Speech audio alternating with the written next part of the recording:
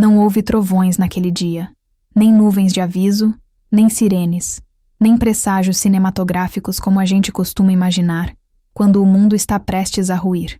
Havia sol, muito sol, céu azul cortado por aviões civis, a caminho de destinos turísticos. Pássaros comuns, cantos comuns, tudo comum demais. Mas havia algo naquele ar limpo de final de manhã que não me descia. E não era a leveza dos tecidos brancos pendurados entre os bancos da igreja, nem o cheiro excessivo de lírios, nem o excesso de rostos sorridentes me esperando no portão lateral. Era outra coisa. Era o silêncio dentro do meu peito. Um silêncio que não deveria estar ali. Minha farda branca estava passada, dobrada sobre o encosto da cadeira. Aquele dia eu não a vestiria, ao menos não oficialmente. Em vez disso, uma versão de mim criada para aquele único propósito. Véu, coque, vestido sob medida com linha dupla costurada por segurança na parte inferior. Nunca se sabe o que será necessário guardar em silêncio. Minhas botas estavam limpas, mas descansavam dentro do armário. Eu usava salto. Salto. A mulher que liderou evacuação em zona de conflito, que dormiu dentro de caminhão por 22 dias no sertão, que aprendeu a desarmar minas com o ouvido encostado no chão, agora caminhava sobre estiletes de acrílico que faziam eco nas paredes do convento onde me preparavam para a cerimônia. Parecia um teatro, um bom teatro. E mesmo assim, lá no fundo, eu sabia. Havia algo de falso no cenário. A manhã começou com sorrisos forçados. A maquiadora, gentil demais. A estilista, inquieta, derrubando agulhas. A florista chegou suando, mesmo com o ar-condicionado no máximo. E minha irmã, ou melhor, minha madrinha de cerimônia, já que a família verdadeira há muito me virou as costas, não parava de olhar o celular, digitando como quem esperava a autorização. Eu via tudo, mas não dizia nada. Eu aprendi cedo que o silêncio pode ser mais eficiente que qualquer arma carregada.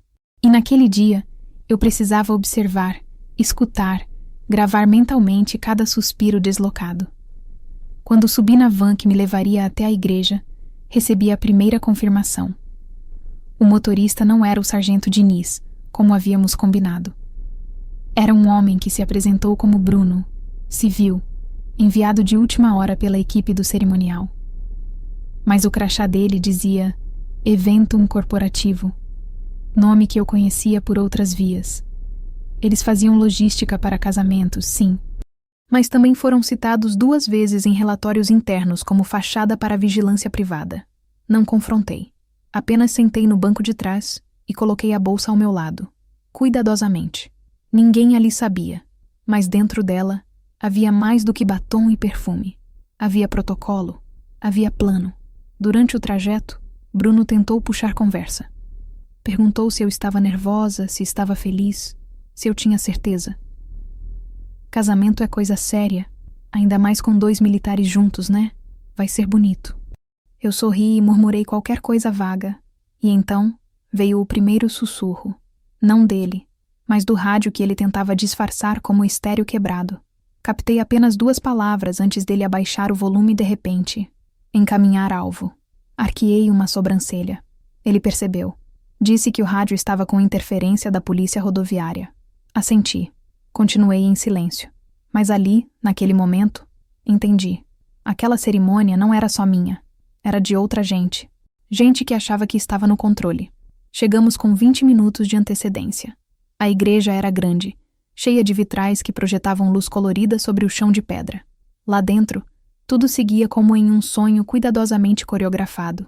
Convidados alinhados, coral ensaiando, o noivo rindo entre colegas de farda, e meu pai, sempre ele, sentado na fileira central, vestindo um terno escuro que não usava desde o enterro da minha mãe. Seu olhar se cruzou com o meu antes que eu atravessasse a nave. Ele sorriu. Mas não foi um sorriso de orgulho. Foi um sorriso de quem venceu. De quem tem certeza de que a última peça do tabuleiro vai cair. Ali, uma parte de mim morreu. Desde criança fui treinada para não vacilar. Meu pai foi meu primeiro instrutor. O tipo de homem que dizia, levanta, antes mesmo de perguntar se eu estava ferida. Cresci sem bonecas, sem festas infantis, sem gritos histéricos de menina. Cresci ouvindo postura, foco, resultado. E foi por isso que entrei para a escola preparatória aos 18 anos, que fui a primeira da minha turma em tática ofensiva que cheguei a ser nomeada para operações no exterior. Foi por isso também que denunciei o que vi quando voltei. E foi por isso que ele nunca mais me olhou com afeto desde então. Mas naquele momento, naquela igreja, diante de centenas de pessoas, o jogo dele parecia completo. A filha rebelde se casaria sob as bênçãos de um pai condecorado. Um ciclo encerrado. Uma história reescrita. Eu sorri de volta. O mesmo sorriso com que aprendi a enfrentar interrogatórios. Vazio, calmo, inofensivo. Mas por dentro, minhas mãos já contavam o tempo entre os passos. Os minutos até o altar. O número de agentes infiltrados. As rotas de fuga. O plano havia começado. Ao meu lado, uma florista caminhava segurando o buquê com luvas de renda. A mesma que havia suado tanto pela manhã. Quando me entregou as flores, suas mãos tremiam. Encostei levemente os dedos nas dela. Quase imperceptível, ela fez um gesto com o polegar. Um toque seco no caule reforçado. O sinal. A cápsula estava lá dentro. Voltei o olhar para frente. O órgão tocava uma marcha suave. O noivo me esperava com aquele sorriso controlado que ensaiamos tantas vezes. Os convidados estavam de pé. E então, por um segundo, apenas um segundo, ouvi novamente. O mesmo tom, o mesmo sussurro. Quando ela disser sim, entra. A marcha aumentou o volume. Os vitrais brilharam. Meus pés avançaram. Mas o que eles não sabiam era que o sim não era só um voto. Era código. E que dentro daquele buquê não havia apenas flores. Havia a chave. Não foi na formatura da AMAN que meu pai apertou minha mão. Nem na missão de fronteira quando voltei com 16 homens vivos que quase morreram congelados em Goiás. Nem quando fui promovida a capitã com menos de 10 anos de serviço. Ele só me olhou como filha no dia em que denunciei o próprio comando. E o que havia nos olhos dele não era orgulho. Era raiva. Uma raiva quieta, sofisticada, bem vestida. A raiva de quem sente que perdeu o controle de uma criatura que ajudou a moldar com ferro, não com amor. Meu nome completo é Laura Moreno Duarte, mas no rádio me chamam apenas de Lince. Um apelido que veio da selva, da precisão em reconhecer armadilhas e caminhos, da calma em não dar o bote antes da hora. Desde pequena aprendi a andar sem fazer barulho, a comer em silêncio, a ocupar pouco espaço, ser invisível, mas letal se preciso. Meu pai, coronel reformado, homem de 1000 medalhas e poucas palavras, achava que a força era um dom herdado, ou uma dívida imposta. Eu não herdei a dele, criei a minha, e por isso nos afastamos. Quando minha mãe morreu, eu tinha 17 anos. Faltavam 3 meses para o vestibular. Ela teve um aneurisma no meio da madrugada, e não deu tempo nem de dizer adeus. No enterro, meu pai segurou minha mão como se fosse um contrato. Não chorou. Não me deixou chorar. Agora é você e eu, e não há espaço para erro. Eu entendi a mensagem. Aquilo não era afeto. Era exigência. Entrei para a escola preparatória com a precisão de quem cumpre ordem. Fui a primeira a chegar no alojamento e a última a sair da pista de corrida. Dormia de colete para treinar a dor. Não sorria. Nem precisava. Ser mulher ali já era uma sentença de observação contínua. Se errasse, não seria apenas minha falha. Seria da categoria. A mulher. A filha do coronel. A traça que entrou no sistema. E eu não podia permitir isso. No 5º ano de formação, fui chamada para integrar uma missão sigilosa no norte do país. Era uma operação de inteligência contra desvio de armamento leve que supostamente havia sumido por erro de planilha. Mas não era erro. Era esquema. E quem assinava os lotes? O tenente-coronel Rui Barbosa, amigo pessoal do meu pai, antigo instrutor dele. Padrinho de casamento da minha mãe. Foi nesse momento que minha trajetória mudou de eixo. Eu poderia ter ficado quieta. Poderia ter ignorado os relatórios cruzados, os nomes repetidos em planilhas duplicadas, os caminhões que desviavam rota à noite. Mas não fui treinada para acobertar. Fui treinada para agir. E agi. Mandei o dossiê direto para a corregedoria, sem aviso, sem consulta. E fui chamada de louca, de imprudente, de arrogante. Meu pai não me ligou. Não me visitou. Quando me viu meses depois, em uma audiência interna, ele olhou para mim como se eu fosse um código corrompido. A justiça militar não é um playground, ele disse. Você manchou sua própria farda. Eu apenas o encarei. Já havia perdido demais para recuar. Depois disso, Vieram os cortes silenciosos. Fui removida da missão em andamento. Recebi postos secundários. Fiquei meses fazendo análise de documentos em Brasília, sem acesso direto a campo. Mas ainda era uma militar ativa. Ainda tinha meu nome limpo. E isso incomodava. Porque um nome limpo é perigoso quando carrega memória. Conheci o Eduardo durante um curso de capacitação em Campinas. Ele era capitão da aeronáutica, especialista em mapeamento aéreo para operações táticas. Inteligente, preciso, educado e cheio de silêncios. Começamos a conversar nos intervalos de aula, trocando referências, dividindo cafés que nunca chegavam quentes. No início, parecia apenas admiração mútua entre iguais. Mas aos poucos, surgiu um elo. Não aquele tipo de amor de cinema, com trilha sonora e flores. Era mais uma aliança de sobrevivência. 2 soldados em trincheiras parecidas, tentando construir algo fora do barro. Nos meses seguintes, ele me visitou 2 vezes no quartel de Brasília. Apresentou-se ao meu comando. Pediu autorização para nos vermos formalmente. E mesmo com todas as dores que eu carregava, com toda a cautela cravada no peito, eu permiti. Pela primeira vez em anos, alguém me olhava sem medir hierarquia. E isso, para alguém como eu, era quase um milagre. Meu pai, claro, não aprovava. Você se une a quem pode se calar quando for conveniente, ele disse uma vez. Eu ri, porque ele não percebia que o único que sempre escolheu o silêncio estratégico foi ele próprio. Mas deixei pra lá. Nunca foi possível discutir com quem pensa que a autoridade é herança. Depois de 1 ano e meio juntos, Eduardo me pediu em casamento. Não ajoelhou. Não preparou surpresa. Apenas me entregou um anel simples, de aço polido, durante um final de semana em Itatiaia. Vamos parar de lutar sozinhos? Ele perguntou. E eu disse sim, porque naquele momento, o mundo parecia estável. O que eu não sabia era que aquele anel vinha com mais do que promessas. Vinha com um plano. Um pacto entre homens que viam em mim um risco, e em Eduardo, uma ponte. Meses antes do casamento, soube, por vias que não posso citar, que ele havia se encontrado com o coronel Henrique Duarte, meu pai. Reuniões discretas, sem registros, sem relatórios. A partir dali, comecei a montar o quebra-cabeça. Mensagens criptografadas que sumiam do celular dele. Ausências estranhas, justificadas com papéis sem carimbo. Um pedido para que assinássemos juntos uma conta conjunta, só por praticidade. E, por fim, a sugestão de um cerimonial em São Paulo, onde as coisas seriam mais fáceis. Foi ali que me dei conta. Eu estava cercada. Mas não recuei, porque recuar seria admitir fraqueza.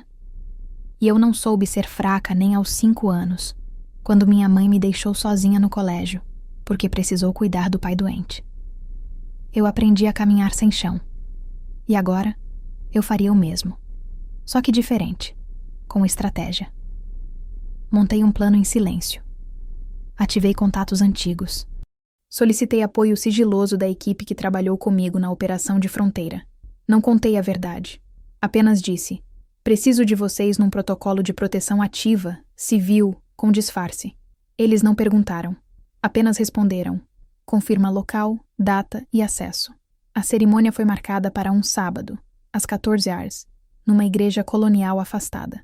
Os convites foram entregues. Os assentos reservados. O figurino distribuído. Todos acreditavam estar em controle. Mas ali, entre os músicos, entre os fotógrafos, entre os garçons, estavam eles, meus verdadeiros aliados, disfarçados, silenciosos, observando.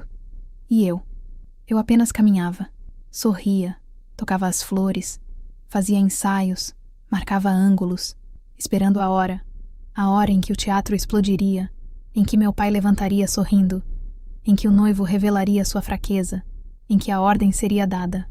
Mas o que eles nunca entenderam, nem meu pai, nem Eduardo, nem os agentes pagos para me derrubar, é que eu não precisava de palco. Eu já era o espetáculo, e aquele casamento era só o primeiro ato. Disfarces sempre foram parte da minha vida. Desde cedo, aprendi que há versões de nós que precisam existir apenas para acalmar o ambiente. A filha obediente, a aluna disciplinada, a militar exemplar, a mulher apaixonada. Mas por trás de cada uma delas, existe uma camada que não se dobra. E é essa que garante nossa sobrevivência. No mês anterior ao casamento, foi essa camada que despertou primeiro, e ela não dormiu mais. Tudo começou com uma alteração banal, a entrega do vestido.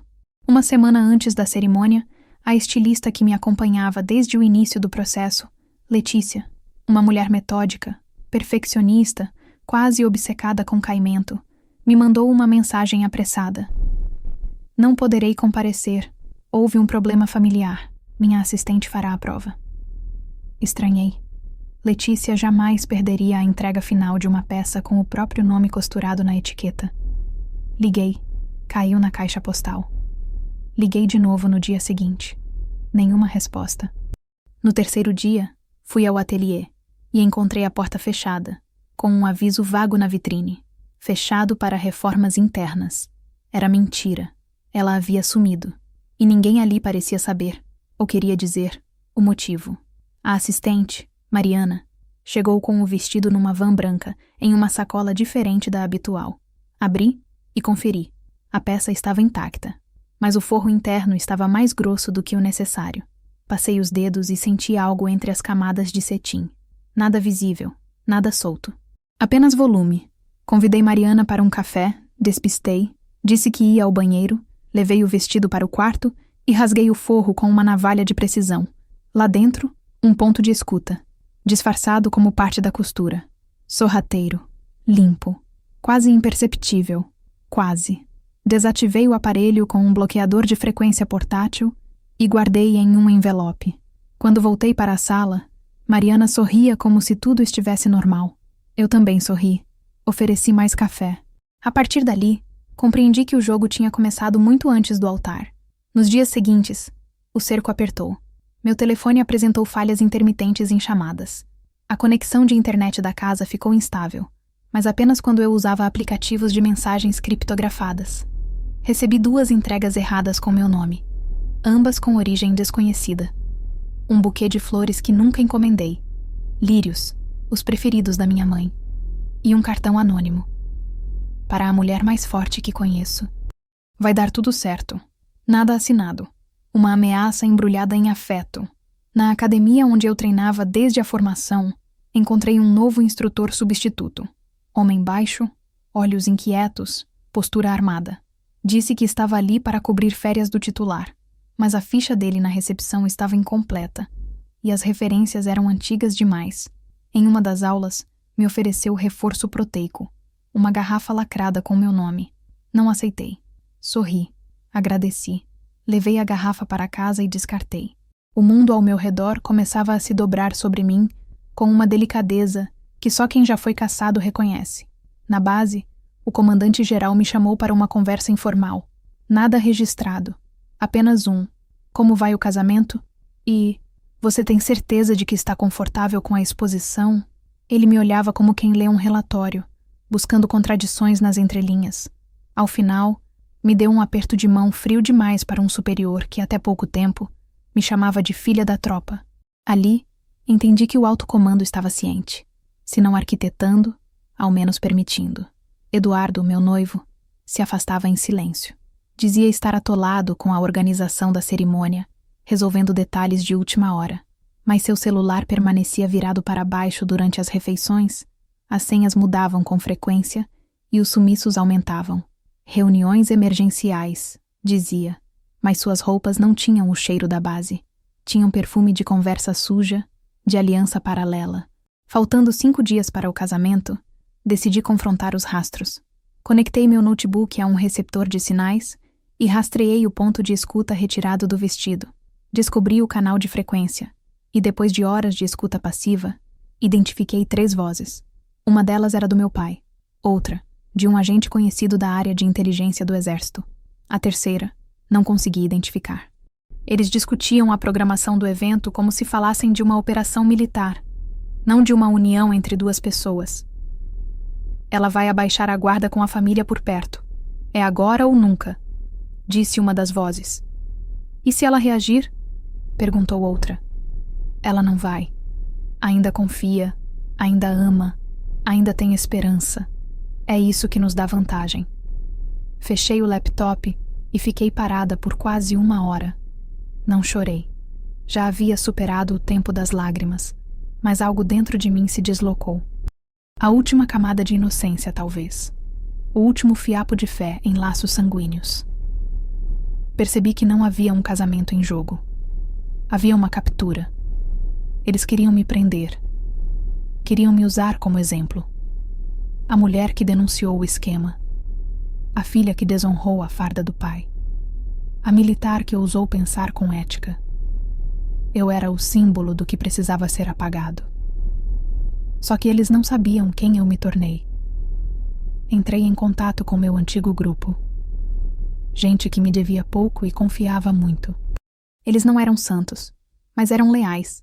Enviei mensagens cifradas, combinei pontos de entrada, verifiquei coberturas, posicionei um deles como segurança terceirizado do buffet, outro como técnico de som. Mais 2 entraram como músicos, saxofonista e percussionista. Todos tinham equipamentos acoplados, escutas reversas, microcâmeras. Eu estava cercada, sim, mas eles também. Comuniquei o mínimo necessário ao juiz que realizaria a cerimônia, um major da reserva que me viu crescer. Não pedi permissão, apenas alertei. O que acontecer aqui pode fugir ao protocolo. Ele não reagiu. Só me olhou e disse: "Quer que eu continue mesmo assim?" Eu respondi: "Quero. Mas fique atrás do altar quando eu disser 3 vezes a palavra confiança. Isso pode salvar sua vida." Na noite anterior ao casamento, não dormi. Revisei cada detalhe. Testei o transmissor escondido no buquê. Uma cápsula camuflada no arranjo central, sensível ao toque. Ativaria uma microfrequência codificada. Não dispararia tiros, mas ativaria 3 comandos: bloqueio de sinal na região, gravação automática das próximas 5 horas em nuvem segura e envio de alerta ao meu grupo, o verdadeiro. Às 6 horas da manhã do grande dia, recebi uma última mensagem de um número desconhecido. Ainda dá tempo de desistir. Basta não aparecer. Respirei fundo. Deletei. Peguei o anel, a farda dobrada, o buquê. Olhei para o espelho e disse apenas: "Não é sobre casamento. É sobre controle. E ninguém mais vai controlar a mulher que sobreviveu a todos eles." Na noite em que Eduardo me pediu em casamento, havia sinceridade nos olhos dele. Pelo menos foi o que a minha versão mais vulnerável quis acreditar. Estávamos em Itatiaia. Céu limpo, sem vento, o som das cigarras ocupando o silêncio entre uma frase e outra. Ele segurou minha mão com firmeza, sem hesitação, e disse: "Já passamos por guerra demais. Vamos construir alguma paz." Naquele momento, pela primeira vez em anos, eu quis acreditar que talvez eu pudesse existir fora do uniforme. Mas a paz era miragem, porque agora, faltando 3 dias para o casamento, eu via nos olhos de Eduardo algo que não combinava com amor. Combina com estratégia, com espera, com cálculo. Cada gesto dele parecia ensaiado, cada fala, revisada por dentro antes de sair da boca. Quando me perguntava como eu estava, não era por preocupação, era por controle. E eu, treinada para analisar microexpressões e desvios de conduta, sabia exatamente o que estava vendo. Ele não era o mesmo homem que me pediu em casamento. Ou talvez fosse. E eu só estava começando a enxergar quem sempre esteve ali. Na terça-feira, fomos juntos até a locação final da cerimônia para rever a logística. Era uma visita técnica. Mas ele chegou atrasado, com cheiro de perfume que não era o dele. Sorria demais. Fazia piadas sobre o nome das flores. Tocava meu ombro como quem tenta lembrar o corpo a aceitar carinho. Não mencionei nada. Apenas observei. O tempo todo. Quando entramos na nave principal, ele parou e disse: "Aqui vai ser o lugar da nossa nova vida." Olhei para ele com calma e respondi: "Ou da nossa última mentira."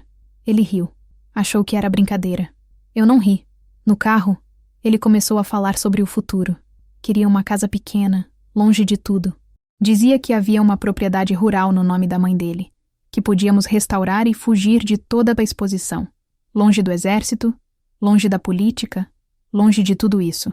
Fez parecer um gesto de amor, mas eu conhecia bem aquele tipo de fuga. Era uma retirada tática, uma cortina de fumaça. Quem quer se esconder sem motivo, já tem um motivo para se esconder. Naquela mesma noite, encontrei um envelope marrom sobre a mesa do escritório dele, sem remetente, sem destinatário. Dentro, cópias de documentos financeiros, movimentações altas entre contas jurídicas, assinadas com iniciais que reconheci de relatórios antigos. Entre os papéis, uma autorização de operação em nome dele, um CNPJ ligado a uma empresa fantasma que, segundo os autos que denunciei anos atrás, era usada como intermediária para contratos emergenciais, ou seja, lavagem, corrupção institucionalizada, o mesmo padrão, a mesma assinatura, e agora, com o nome dele envolvido. Guardei tudo numa pasta preta, etiquetada apenas com a palavra reserva. Se eu caísse, alguém precisaria encontrar. Não levei o assunto a ele. Ainda não, porque eu precisava saber até onde ele iria, e isso exigia paciência, a arma mais letal da minha formação. 2 dias depois, enquanto tomávamos café da manhã em silêncio, ele soltou de forma casual: "Precisamos passar no cartório hoje à tarde." Perguntei o motivo. Ele disse que seria bom adiantar os papéis, que o juiz de paz sugeriu isso. Mas eu já havia falado com o juiz. Ele não sugeriu nada. "É só um contrato simples, coisa de regime de bens, padrão." Eduardo insistiu. Sorri. Disse que tudo bem, que à tarde estaríamos lá. Mas quando ele saiu, liguei para uma colega do jurídico das Forças Armadas. Pedi análise do contrato assim que recebesse. Disse que teria acesso ainda naquele dia. No cartório, ele estava inquieto. Queria assinar logo. O contrato foi entregue por um homem de terno, cabelo bem cortado, que se apresentou como representante da parte técnica. Disse que era um termo padrão de comunhão parcial. Mas ao passar os olhos pela 10ª cláusula, notei a armadilha.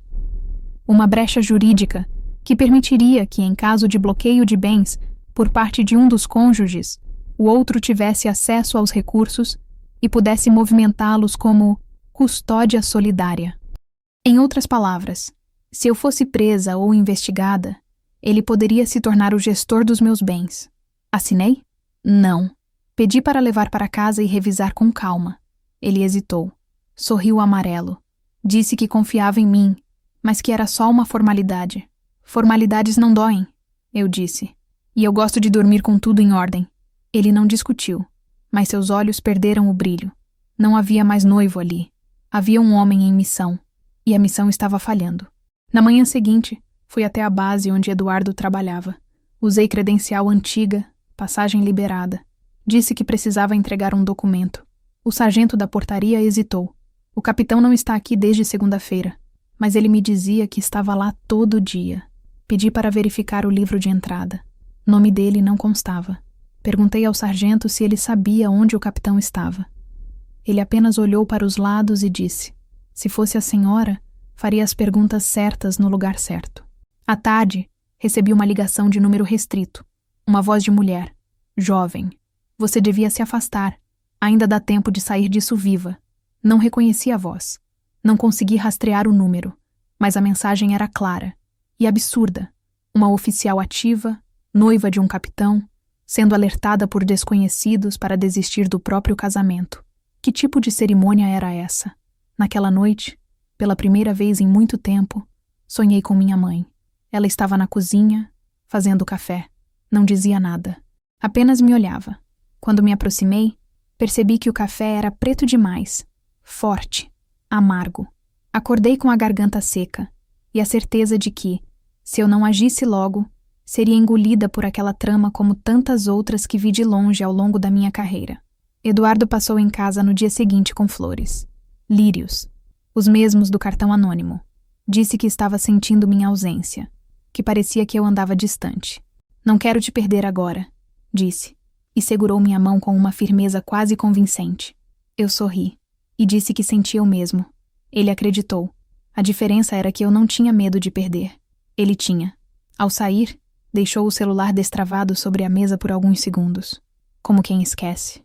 Como quem testa. Peguei. Rápido. Enviei os dados de localização para meu e-mail. Sincronizei a conta com um app de rastreamento e devolvi ao mesmo lugar. Quando ele voltou da cozinha, nem percebeu. Na madrugada seguinte, recebi alerta do sistema. O celular dele estava a mais de 30 quilômetros da casa, no sentido contrário da base. E ao cruzar os dados, descobri que o ponto exato era um galpão logístico. O mesmo usado por uma empresa envolvida na investigação que iniciei anos atrás. Ele estava se reunindo com eles. Ponto final. Naquela mesma madrugada, liguei para meu grupo. Plano ativo, 03. Dia D confirmado. Infiltração validada. Ninguém fez perguntas. Era assim que funcionávamos. Faltavam 2 dias para o casamento. Mas a cerimônia já tinha outra natureza. Agora não era mais um ritual de amor. Era uma missão, e eu estava pronta para cumpri-la. Na véspera do casamento, a cidade parecia ter reduzido o ritmo. Os carros passavam mais devagar. Os ruídos da rua vinham amortecidos pelas janelas fechadas. Até o vento parecia conter a respiração. Não sei se era a paranoia me alcançando, ou se de fato o universo já tinha entendido que não era um casamento que se aproximava. Era um cerco. Passei aquela manhã revisando tudo sozinha. A casa estava vazia. Eduardo havia saído cedo, dizendo que iria resolver os últimos detalhes com o pessoal do cerimonial. Não perguntei quais detalhes, nem para onde ia. Apenas observei a forma como ele pegou a chave do carro. Tensa demais para quem estava prestes a se casar com a mulher que dizia amar. Esperei ouvir o som da porta, os passos sumirem no corredor, o motor dando partida. Só então me movi. Abri a gaveta inferior do escritório, destravei a caixa preta com leitor digital e retirei os 3 chips de comunicação criptografada que mantive escondidos desde os tempos de missão em fronteira. Um para mim, um para minha equipe, e o último, lacrado, em caso de emergência, destinado a um contato externo, civil, com acesso à imprensa. Eles pensaram que estavam me isolando. Mas não sabiam que quem conhece o fundo do poço nunca dorme sem uma corda escondida. Enviei os comandos finais. Cada membro posicionado receberia o sinal 2 no momento em que eu tocasse o centro do buquê com o polegar. Um gesto pequeno, invisível, sem alarde, mas que acionaria 3 ações simultâneas: o bloqueio de sinal externo da área, o disparo das microcâmeras disfarçadas entre os convidados e a liberação de um dossiê criptografado em nuvem, com envio automático para autoridades federais e para 2 jornalistas independentes. Um plano que ninguém saberia que existia, até que fosse tarde demais. À tarde, fui até a igreja. Não era um ensaio, era reconhecimento de território. Entrei pelo acesso lateral, como já havíamos combinado, e caminhei sozinha pelo corredor principal. Cada passo ecoava de maneira diferente naquele vazio. O som não era de festa, era de vigilância. Olhei para o altar. Lá estariam o juiz, os padrinhos, os olhos do país. E entre eles, os olhos do meu pai, sempre calculando, sempre esperando o momento de encostar a faca com luva de veludo. Conversei com a coordenadora do evento, uma mulher gentil, eficiente, mas nervosa. Quando falei sobre a posição dos fotógrafos, ela hesitou. Houve uma mudança de última hora. Um dos fotógrafos não poderá vir. Então chamamos um substituto. Pedi o nome. Ela gaguejou. É Bruno. Trabalha com a gente há pouco tempo.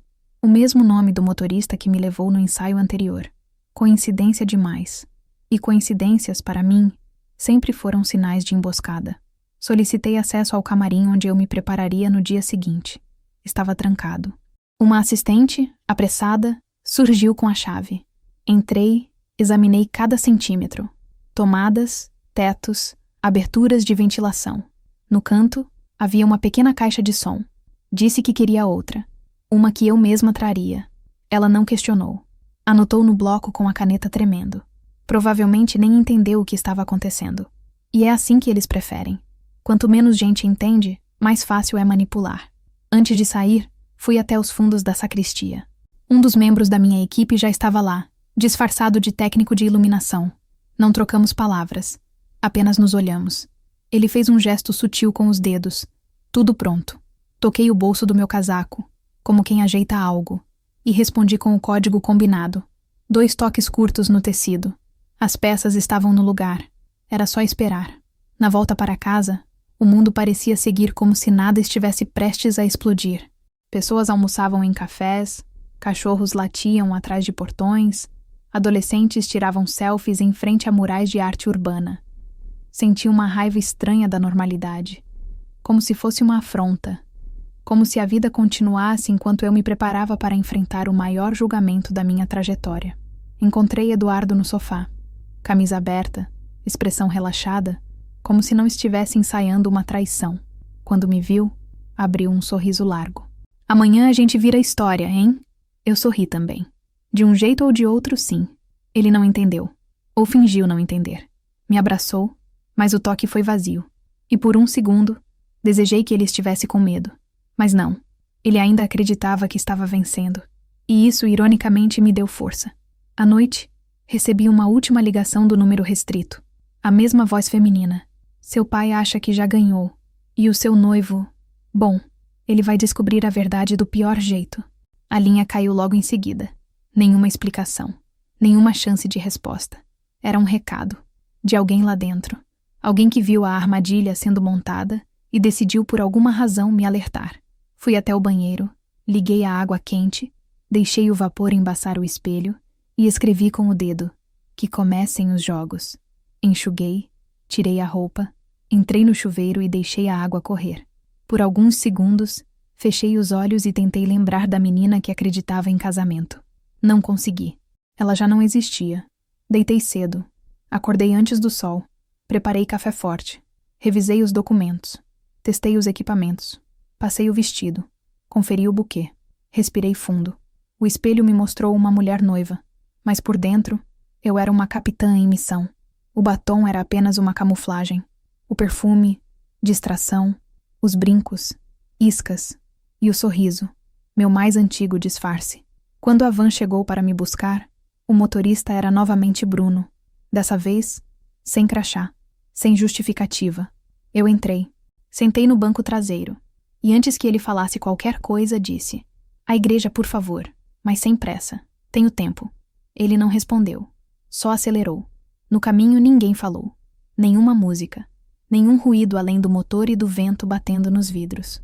Meu telefone vibrava dentro da bolsa, mas não atendi. Sabia que as mensagens seriam neutras por fora e venenosas por dentro.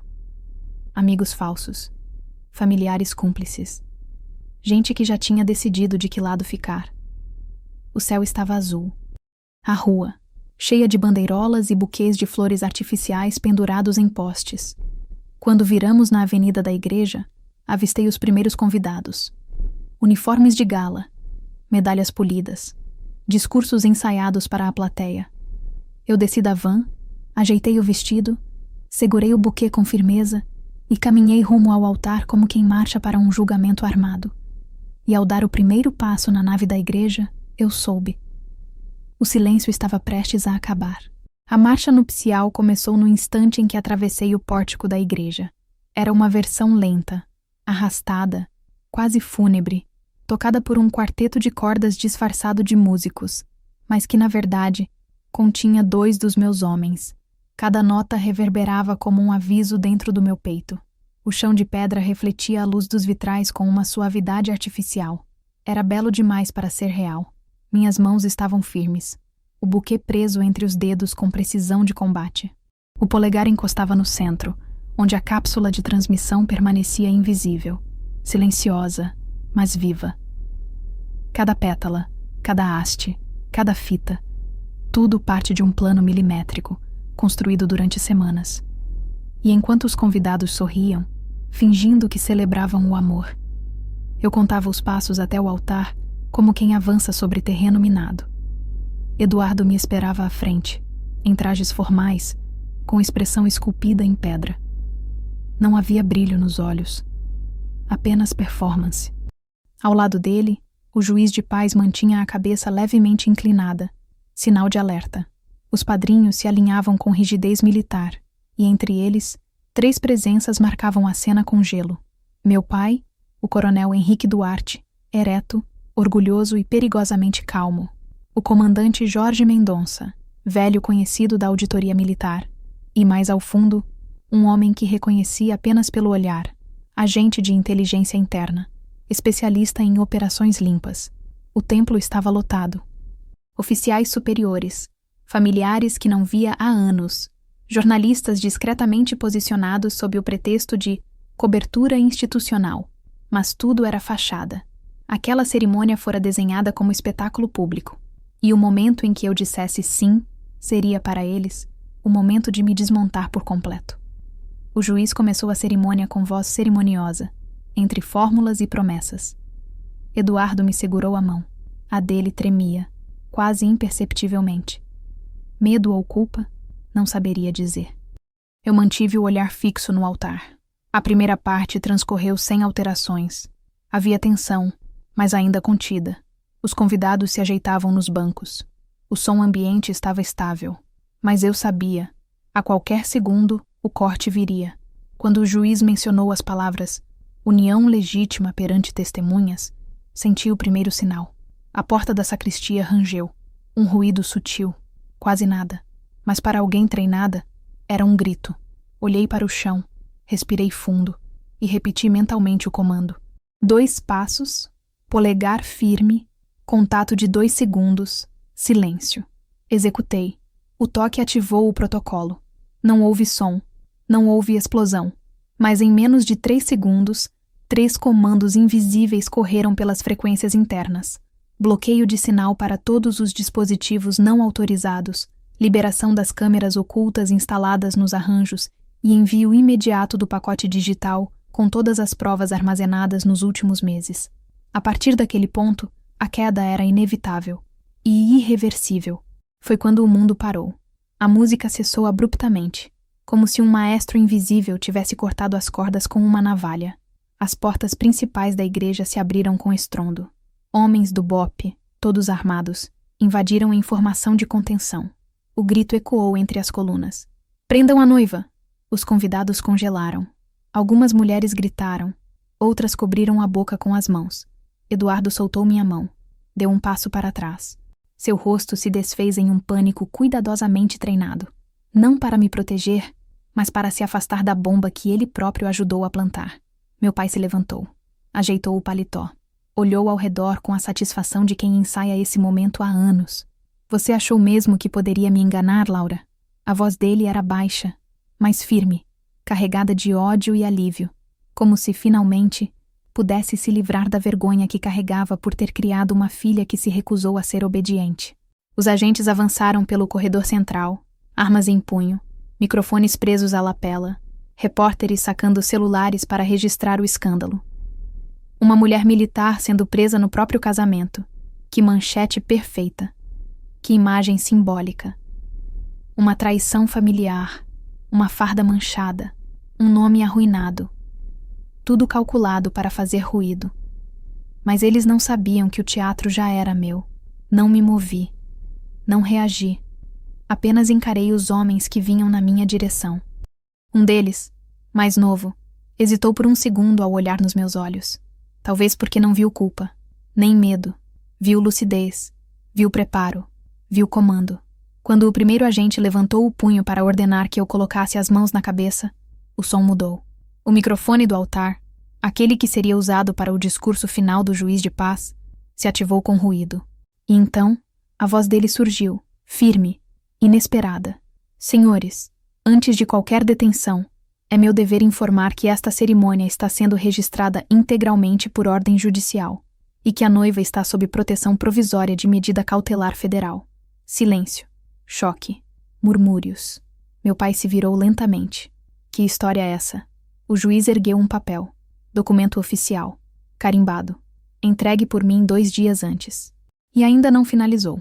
Qualquer tentativa de captura sem novo mandado será registrada como abuso de autoridade e tentativa de coação institucional. A autoridade presente pode responder por obstrução de dever público. Confusão. Os agentes pararam. O BOPE hesitou. Um deles colocou a mão no fone de ouvido. "Tenente, houve interferência. Não estamos mais recebendo sinal do comando central." A cortina do altar se abriu. E dele surgiu alguém que ninguém esperava ver.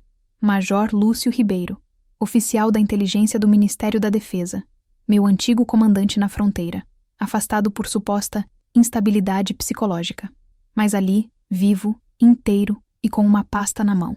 Ele foi direto ao centro do altar, pegou o microfone e disse: "Chega, agora vamos falar de verdade." O caos virou pânico. E o teatro, enfim, desmoronou. As pessoas acham que o buquê é um enfeite. Um símbolo romântico. Um amontoado de flores sem peso estratégico. Eu deixei que todos pensassem isso.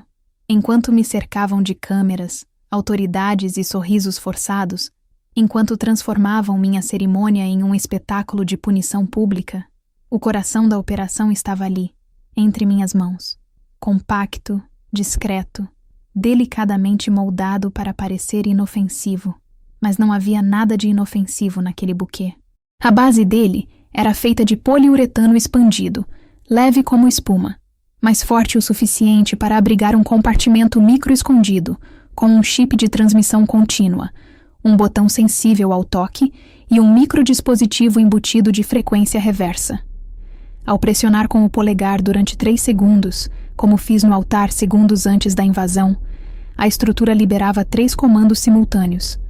Comandos que, por si só, não salvavam vidas, mas que, naquele contexto, invertiam o jogo. O primeiro comando era simples: cortar a comunicação externa no raio de 300 metros ao redor da igreja. Isso interrompia o controle à distância da operação que o BOP falso executava. Eles perderam o contato com a base que os manipulava, e sem atualização em tempo real, os agentes entraram em desorientação. Pareciam preparados, e eram, mas não estavam prontos para serem cortados da fonte. Como qualquer marionete, se o fio é cortado, o boneco cai. O segundo comando era ativar as microcâmeras escondidas no altar, nos arranjos florais e nos botões de punho de 2 dos padrinhos infiltrados. Tudo foi gravado. Desde a entrada dos agentes, os olhares cúmplices entre o meu pai e Eduardo, os movimentos sincronizados com o cerimonial. E tudo era transmitido ao vivo para uma nuvem criptografada. Aquele material não era para o presente. Era para o que viria depois. Um dossiê de vergonha em alta definição. E o terceiro comando, o mais importante, enviava um pacote digital com provas e autorizações já assinadas para 3 destinos simultâneos: a Ouvidoria Militar em Brasília, a Corregedoria Geral das Forças Armadas e 2 jornalistas investigativos, um do interior do Paraná, o outro do Rio, ambos antigos contatos meus, protegidos por cláusulas de sigilo e com credibilidade suficiente para sustentar uma denúncia pública. Tudo isso havia sido acionado com um gesto, um único toque no centro do buquê. E ninguém percebeu. Do meu ponto de vista no altar, eu via tudo.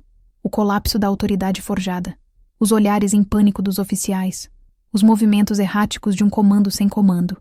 E, no centro daquilo tudo, meu pai, imóvel, rígido. Os olhos não buscavam mais me destruir. Agora, buscavam uma explicação, uma saída. E ele não tinha. O juiz de paz continuava com a pasta nas mãos. Não tremia. Lúcio Ribeiro avançava pelo corredor central com passos curtos, porém firmes. Todos pensavam que ele estava fora do jogo, afastado por instabilidade, como haviam registrado.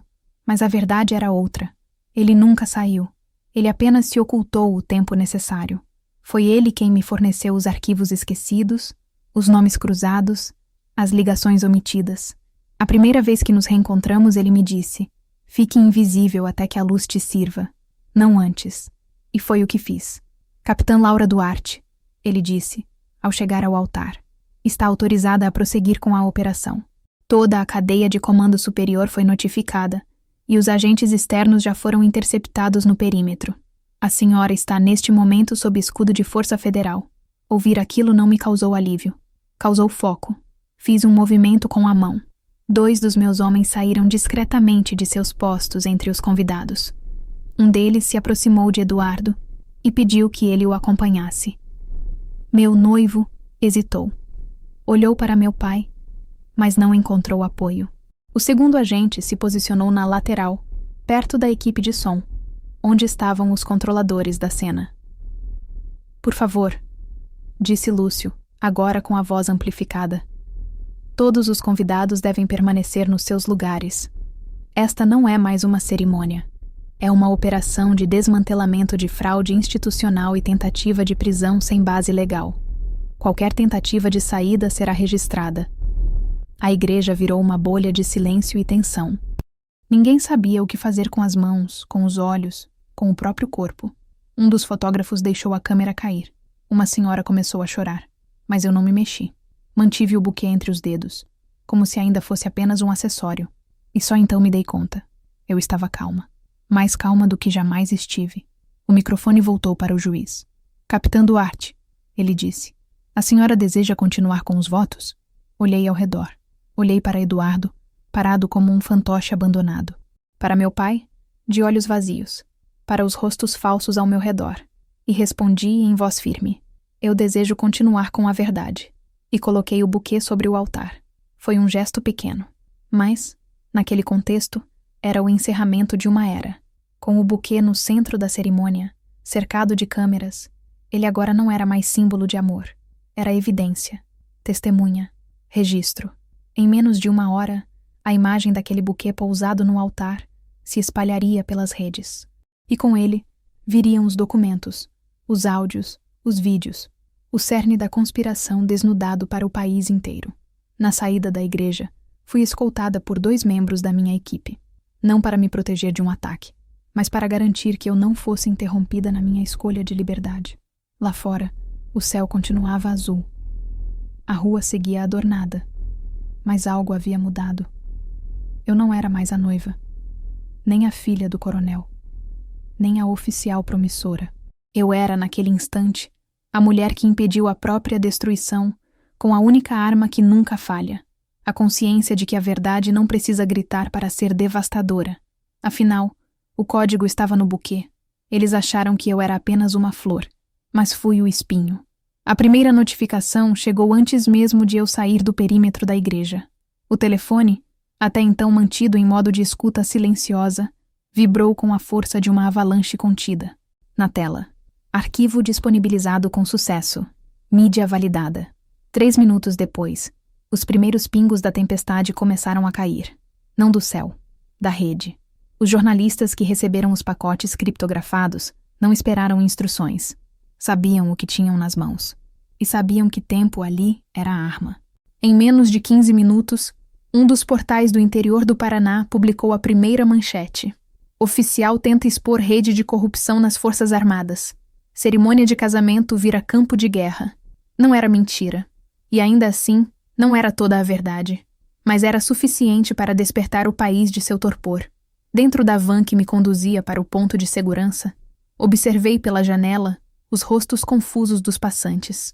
Casais com trajes formais, oficiais se despedindo sem saber o que dizer, jornalistas frustrados por não terem captado nada com seus equipamentos, todos bloqueados pelo pulso de interferência ativado pelo meu buquê. Eles não sabiam que o conteúdo não sairia pelas câmeras, mas pelos dados. Já estava lá fora. E ninguém podia impedir. Eduardo foi o primeiro a cair. Oficialmente, ele ainda não havia sido acusado. Mas as imagens do altar o mostravam claramente dando 2 passos para trás no momento da invasão, os olhos varrendo a igreja, em busca de confirmação visual de que tudo saía como planejado. Um analista de comportamento facial explicaria que aquilo era fuga. Um tribunal militar chamaria de cumplicidade. Mas antes mesmo que o processo fosse aberto, o exército se antecipou. Afastamento cautelar por tempo indeterminado, por conduta inadequada diante de cenário institucional sensível. Em outras palavras, escândalo demais para manter no quadro. O comandante Jorge Mendonça também não escapou. Os repórteres cruzaram os dados da denúncia com os nomes dos convidados listados e encontraram coincidências demais.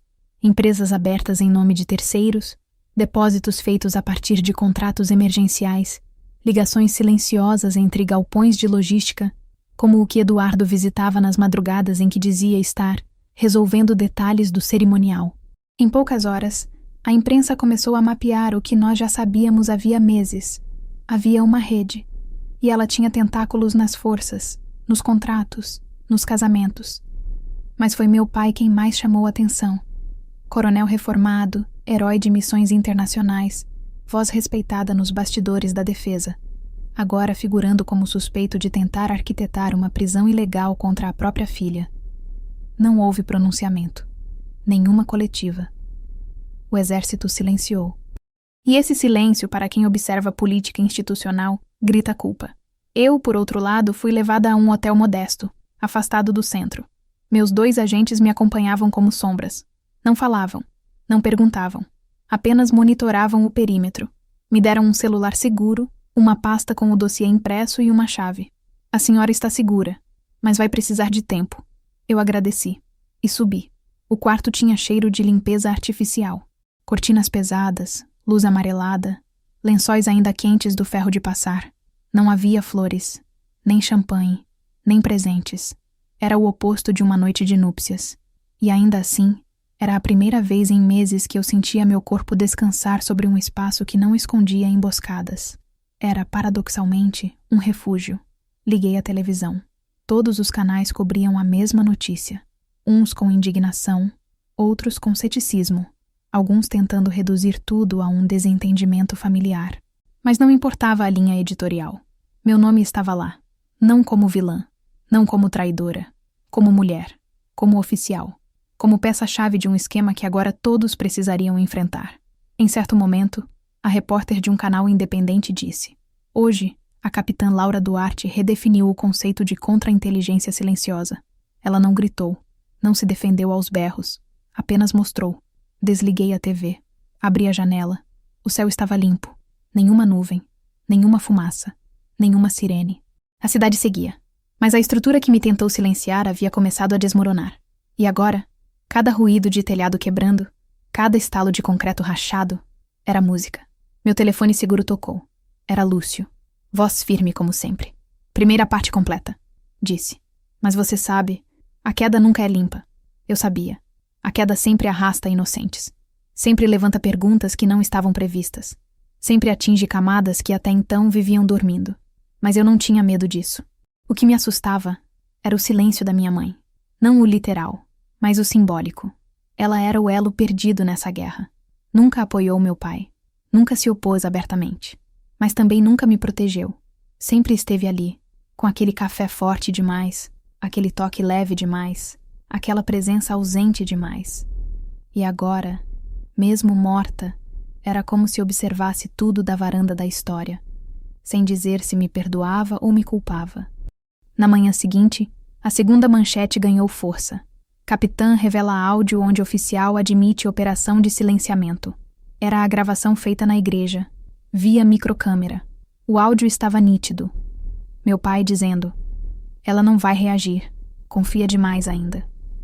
E mais tarde: "Deixa que a gente lida com ela depois. O importante é o espetáculo." Não havia como voltar disso. Grupos de oficiais começaram a se posicionar. Alguns em apoio, outros em repúdio. Mas o que mais me chamou a atenção foi um vídeo simples, gravado por um soldado raso, do norte do país. Ele dizia, olhando direto para a câmera: "Ela fez o que todo mundo aqui tem medo de fazer. Não é só sobre ela, é sobre a gente, sobre o sistema." E foi ali que percebi. A queda não era só deles. Era também do silêncio coletivo, do medo institucionalizado, da ideia de que obedecer é sempre mais seguro do que resistir. E se eu tivesse que carregar o fardo por ter puxado esse gatilho, que fosse. O juiz de paz, dias depois, me enviou uma carta, escrita à mão, curta, direta. Dizia: "Seus votos foram ouvidos, não como promessa de amor, mas como declaração de guerra. E a senhora venceu o primeiro round." Guardei a carta, fechei a pasta, respirei fundo. Ainda não havia paz, mas a verdade já não estava mais sob custódia alheia. No terceiro dia após a cerimônia, se é que ainda posso chamar assim, acordei antes do nascer do sol.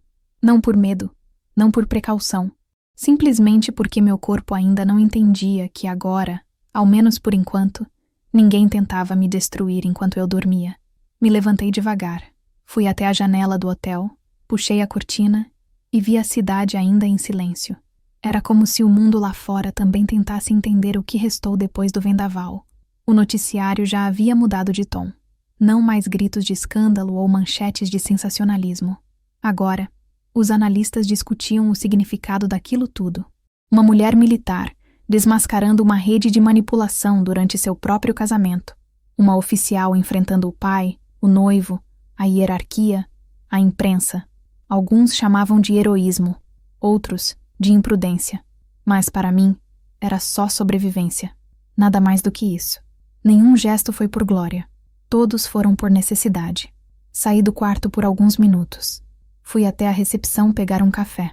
A funcionária, jovem, com olhos cansados, me entregou o copo de papel com um sorriso tímido. Quando nossos olhares se cruzaram, ela apenas sussurrou: Você é mais forte do que parece. E voltou ao seu posto. Não perguntei como ela sabia. Não agradeci. Mas levei aquelas palavras comigo até o elevador. Porque no fundo, eu não me sentia forte. Só me sentia desperta. E estar desperta por tempo demais também cansa. De volta ao quarto, recebi uma mensagem cifrada de Lúcio. Curta, seca, direta. Movimento em Brasília. Estão tentando blindar o coronel. Se prepare. Eu já esperava. A primeira onda era de choque. A segunda, de reação. Quando os donos do jogo percebem que perderam a primeira mão, tentam descredibilizar quem venceu. E no meu caso, a munição mais fácil era sempre a mesma. Instabilidade emocional. Era o que usavam contra qualquer militar que ousasse pensar fora da cartilha. Mulher, então, era alvo fácil. Dias depois, recebi uma convocação informal para comparecer a uma reunião do Comando Central, com o objetivo de esclarecimento institucional e avaliação de conduta. Não era exatamente uma punição, mas era o primeiro passo. Uma tentativa de pressionar, de empurrar para as sombras, de isolar com burocracia o que não puderam isolar com algemas. Fui. Cheguei fardada, uniforme impecável, cabelos presos com exatidão, sem maquiagem, sem sorriso, apenas presença. A sala estava cheia de homens que conheciam meu pai, que tinham apertado a mão de Eduardo, que haviam enviado mensagens de parabéns quando anunciei o casamento. Nenhum deles olhava diretamente nos meus olhos. Um general, com voz de algodão molhado, iniciou o protocolo. Capitã Laura Duarte, este conselho foi convocado para compreender os impactos da sua atuação recente no campo institucional e público. Ouvi em silêncio. Cada frase era um exercício de contenção. Como se me culpassem por ter revelado o que eles permitiram acontecer. Não negavam os fatos, mas também não reconheciam minha ação como necessária. A narrativa era clara. Eu havia causado instabilidade, exposto nomes, rompido protocolos de lealdade. A palavra exemplar apareceu 3 vezes, mas sempre no passado. Quando a fala me foi concedida, eu disse apenas: a verdade não precisa de permissão. E não pedi desculpas porque não errei. Silêncio. Nenhum deles rebateu, mas todos anotaram, como se pudessem protocolar coragem em relatórios internos. Ao sair daquela sala, deixei claro que ainda vestia a farda, mas que não pertencia mais ao teatro que ela sustentava. Pelo menos não àquele palco. Não da forma como eles esperavam. Nos dias seguintes, começaram os desligamentos. 2 oficiais reformados perderam o direito a consultorias públicas. 3 empresas tiveram contratos suspensos. E um cabo de ligação com o gabinete de contratos emergenciais pediu exoneração voluntária. Não era ainda justiça. Era só poeira se espalhando. Mas era o começo. Eduardo tentou contato. Enviou uma mensagem cifrada, tentando justificar o injustificável. Dizia que se viu acuado, que meu pai era mais perigoso do que parecia, que as coisas fugiram do controle. Dizia que me amava, que tinha se perdido, que merecia uma segunda chance. Li tudo com frieza. Em outra vida, talvez eu tivesse acreditado, mas naquela, eu aprendi que há traições que não vêm com facas, vêm com flores. Minha resposta foi curta. Você não perdeu o controle. Perdeu o direito de me chamar de nós. Depois disso, o silêncio dele foi definitivo. O preço da verdade, no entanto, ainda estava sendo cobrado de outras formas. Meus superiores começaram a me tratar como uma sombra. Presentes em reuniões, mas sempre omissos em apoio. O telefone tocava menos. Os convites sumiram. Eu era agora o símbolo do que podia acontecer com quem quebrasse o pacto de silêncio. Não uma inspiração, uma ameaça. Mesmo assim, continuei, acordando cedo, treinando, indo à base, cumprindo cada item do regulamento com precisão, sabendo que a qualquer momento viriam com outra tentativa, realocação para setores secundários, pedido de licença, aposentadoria antecipada. Mas eu estava pronta, porque o mais importante já não podia ser tirado de mim: a dignidade.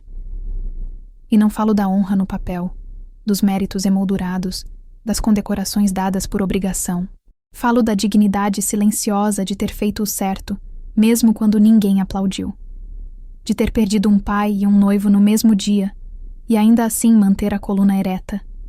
De ter exposto um sistema que jurava me proteger, mas só o fazia enquanto eu obedecia calada. Na noite do 5º dia, caminhei até a beira-mar. O vento estava frio, a areia vazia.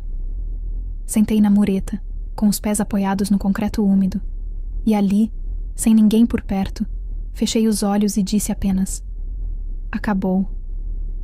Não o medo, não a dor, mas a culpa, porque durante anos me culpei por ser quem sou, por não ceder, por não ser filha o suficiente, mulher o suficiente, soldado dócil o bastante. Me culpei por romper, por denunciar, por não saber calar quando esperavam que eu fosse decoro. Mas ali, com o mar à minha frente, percebi que a única coisa que rompi foi a expectativa de quem nunca quis me ver inteira. No dia seguinte, pedi transferência, não para fugir, mas para recomeçar. Entregaram-me uma proposta: coordenar um núcleo de formação de jovens cadetes em uma unidade no litoral. Aceitei. Não porque era um posto menor, mas porque era um lugar onde a verdade podia nascer antes de ser corrompida. Fiz minhas malas com calma. Deixei o vestido de noiva para trás. Não por trauma, mas porque ele não era meu. Nunca foi. Foi figurino. Um traje de guerra disfarçado de sonho. A farda, essa sim, foi dobrada com respeito. Porque ela ainda me representa. Apesar de tudo. Apesar deles. E enquanto fechava a última mala, respirei fundo. Porque agora, sim, eu estava livre. Não porque me soltaram, mas porque eu mesma abri as algemas. O mar parecia outro naquele trecho do litoral. Mais calmo, menos carregado de urgência. Como se ele também estivesse cansado de testemunhar histórias mal resolvidas, juramentos partidos, famílias dilaceradas pelo silêncio e pelas aparências. Era cedo quando cheguei ao alojamento da nova unidade. O céu ainda exibia as últimas luzes do que restava da madrugada, e havia um cheiro forte de sal, de tinta fresca, de recomeço. Aquilo, para mim, era tudo que um casamento não foi. Simples, honesto e sem promessas empoeiradas. A base era pequena, mas funcional. 2 blocos administrativos, um pátio de instrução, um alojamento com 10 quartos e uma sala de aula improvisada dentro do antigo refeitório. A missão era clara: treinar os cadetes recém-chegados ao programa de formação integrada. Jovens de 17, 18 anos, alguns assustados, outros cheios de certezas que ainda iriam despencar antes do primeiro inverno. Assumi a função com naturalidade. Não precisei provar nada. Não precisei sorrir além do necessário. Ali, ninguém me olhava como traidora nem como heroína. Era só a capitã. Isso bastava. Era tudo o que eu precisava ser. Nos primeiros dias, evitei perguntas sobre o que havia acontecido. Sabia que muitos já tinham ouvido algo. Que meu nome correra por grupos de WhatsApp, por jantares de oficiais, por corredores abafados. Mas ali, ninguém tocou no assunto. E eu também não. Como se tivéssemos feito, todos, um pacto de educação que servia mais para proteger os outros do que a mim mesma. Na segunda semana, um dos cadetes me procurou no final da tarde. Tímido, magro, rosto ainda de menino. Disse que queria entender melhor o conceito de limite tático. Eu expliquei com mapas, esquemas e exemplos de campo. Quando terminei, ele olhou para mim e disse: "A senhora é diferente dos outros instrutores. Não grita, mas faz a gente escutar." Eu agradeci. Mas o que me marcou foi o que ele disse logo depois. Meu pai dizia que quem não berra não comanda. Mas agora eu não tenho tanta certeza. Ali, naquele instante, percebi que o que eu tinha feito na igreja, no altar, com um buquê entre as mãos, tinha cruzado fronteiras que os relatórios nunca registrariam. Tinha plantado dúvida. E a dúvida, às vezes, é a única coisa necessária para interromper um ciclo de obediência cega. Na terceira semana, fui chamada para uma audiência no comando regional. Não era um processo. Era uma escuta formal. Um superior queria saber se eu estava bem, emocionalmente ajustada, psicologicamente em condições de manter o posto. Sorri. Disse que estava bem, que dormia 8 horas por noite, que não sonhava com o altar, nem com meu pai, nem com Eduardo, que sonhava com silêncio, e que isso era suficiente. Ele me observou por longos segundos antes de carimbar o papel e dizer: "A senhora é mais dura do que parece." Eu respondi: "Não sou dura, sou inteira." O relatório foi arquivado, e nunca mais me chamaram. Meses se passaram, e eu fui me refazendo, não com grandes gestos, nem com revelações, mas com rotinas, com pequenas escolhas que, somadas, me devolviam a mim mesma. Comecei a plantar 2 jardineiras no pátio de trás da base, tomilho, manjericão e 2 mudas de jasmim. Toda manhã, antes do café, eu regava em silêncio. Um soldado me perguntou se aquilo era coisa de civil. Respondi que era só estratégia de solo. Ele riu e nunca mais comentou. Na minha última folga, caminhei até uma feira local. Comprei um vestido de algodão, azul marinho, simples. Não tinha uso para ele, mas quis ter. Talvez como símbolo. Um dia, quem sabe, eu o usaria em outra ocasião importante. Uma que não envolvesse armadilhas ou câmeras escondidas. Deixei o vestido pendurado no armário, com uma etiqueta bordada à mão. Reserva de paz. Foi nesse mesmo dia que recebi uma carta. Vinha sem remetente, mas com a letra que eu reconheceria mesmo de olhos fechados. Eduardo. O envelope estava limpo, dobrado com zelo. Dentro, 4 linhas. Eu sei que não tenho direito de te pedir nada, mas queria que soubesse que me arrependo. Não de tudo, mas de não ter te defendido quando tive chance. Isso me dói mais que qualquer punição. Dobrei a carta. Queimei no fogão da base. Não por ódio, mas porque não queria que aquilo ocupasse espaço em lugar nenhum, nem em papel, nem dentro de mim. O tempo dele tinha acabado, e o meu havia começado, sozinha. 1 mês depois, no mesmo altar onde quase fui algemada, outro casal se casava. Vi a notícia em uma rede local. A igreja restaurada, cheia de flores, com um buquê branco sendo jogado no ar. Olhei aquilo e sorri. Não por desprezo, mas por ironia. Aquele lugar voltara a ser cenário de promessas. Enquanto eu, a mulher que quase foi presa ali, agora construía outra forma de união. Comigo mesma. Porque ninguém nos ensina a fazer votos próprios. A dizer sim para o que somos depois da ruína. Eu aprendi sozinha. Meu voto era simples. Não deixarão que apaguem o que me custou viver. Esse foi o voto que sobreviveu ao casamento. Não à cerimônia, não ao buquê, não ao vestido, não ao sobrenome, mas a mim.